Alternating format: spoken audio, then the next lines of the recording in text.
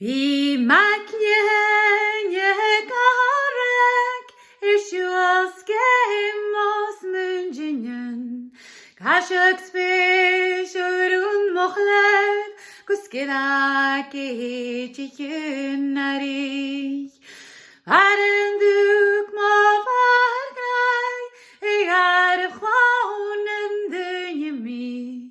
iarrainn fois Bidh go chlann me gabhail fallas in breach and sgeireig tallis Òran and spèis sin getúlare Òran mhàthair siubhal mhàthair ghrunnd siubhal sgeiith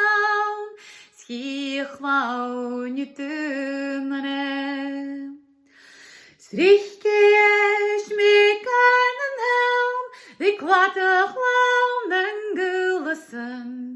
smaointinnean smaointinnean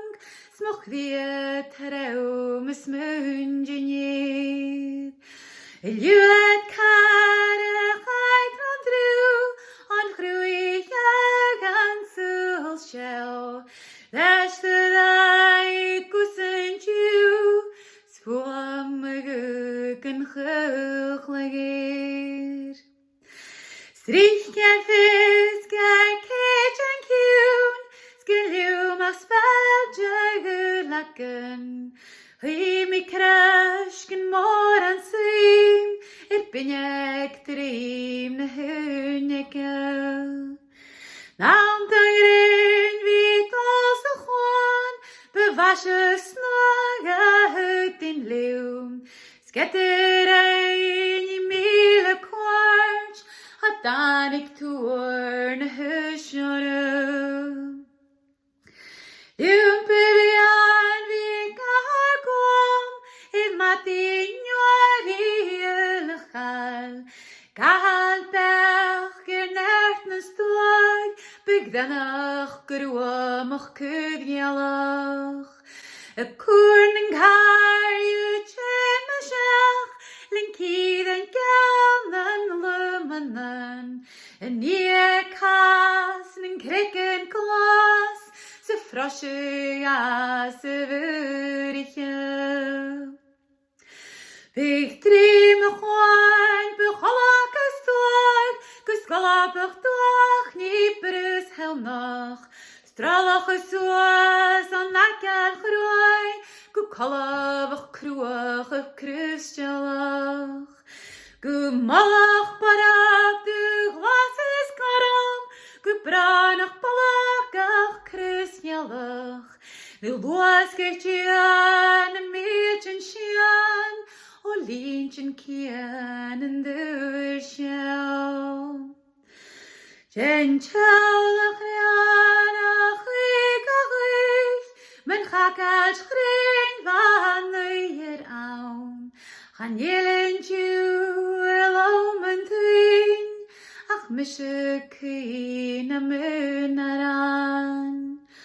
an talach garam en jejuar sgan beam an cuairteach cúdichéad sluch mharain an seomar suáin Glasan buan an dh'èireamh Ach ricken carach scarach céad troscan líon na húiseanna Géadí suas mar bhailtean an éisian an bhuillechan Getú galan gartas grán bar na meas na mullian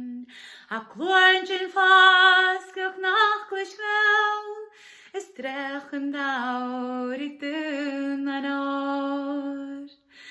Sa nniuchan háir I bhíogan mar le cíneas fás na bhain de loáin dúlach art le cúisleán go lumgéir. Bhíodh is cáid nean cuireach rá, go díosach gráineach cryfagach. Is dúlach orm é lefagach, sa flú